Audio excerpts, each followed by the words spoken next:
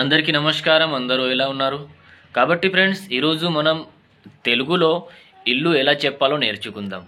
तर मित्रांनो, कसे आहात तुम्ही सगळे? मित्रांनो, आज आपण शिकूया की तेलुगूमध्ये घराला काय कसं बोलायचं किंवा काय म्हणतात. तर मित्रांनो, पहिला आहे हे माझं घर आहे किंवा हे आमचं घर आहे, याला तेलुगूमध्ये म्हणतात इदिमा इल्लू. इदिमा इल्लू म्हणजे आमचा, आणि इदी ना इल्लू म्हणजे हा माझा.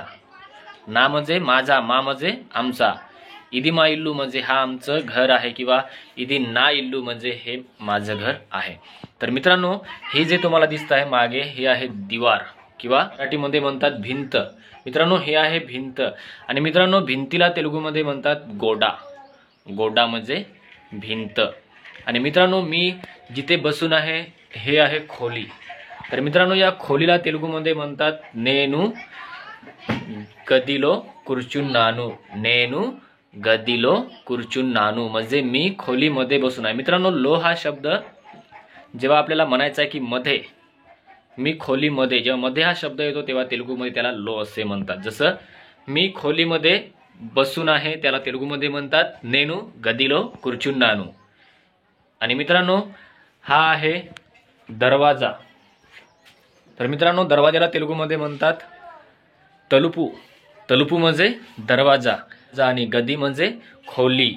आणि तर मित्रांनो, आता तुम्हाला घराच्या बाहेर जर जायचं असणार तर तुम्ही काय म्हणणार? तर घराच्या बाहेर जर तुम्हाला जायचं जर असणार तर तुम्ही म्हणणार नेनु बयटकू वेल्तुन्नानु.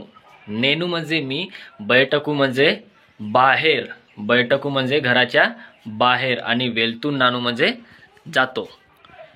नेनु बैठकू वेल्तुन्नानु म्हणजे मला घराच्या बाहेर जायचं आहे किंवा मी घराच्या बाहेर जातो.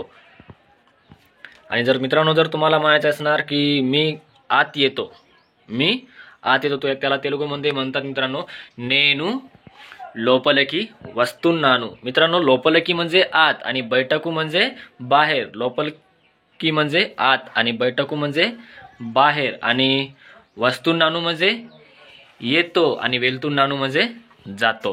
तर मित्रांनो, तर ठीक आहे मित्रांनो, आजच्यासाठी एवढंच.